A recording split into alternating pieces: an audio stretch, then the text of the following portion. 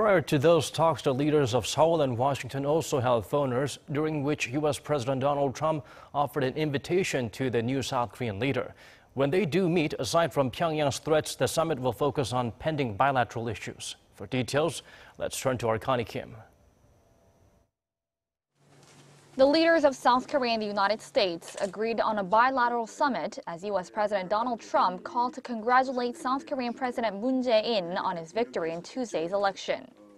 It's a much-anticipated meeting as there are pending issues of great importance for both sides, especially on the security front due to North Korea's advancing nuclear ambitions. I think there should be a more close coordination with President Trump first, very quickly, because his North Korea policy is already, undergoing some important processes. In order for us to have a very important influence on the U.S. policy towards North Korea, I think there should be, a close coordination and dialogue with President Trump as soon as possible.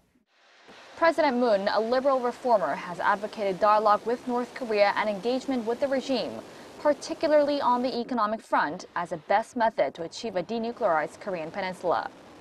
Washington, on the other hand, is focused on maximizing pressure on Pyongyang while keeping the door open for credible talks on the denuclearization of the Korean peninsula. Another issue that needs ironing out is the THAAD deployment issue.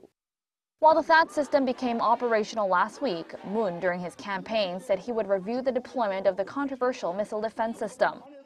On top of that, Trump raised concerns over the cost of THAAD as he was quoted saying that Seoul should pay a staggering $1 billion for the system, a cost South Korea is not responsible for.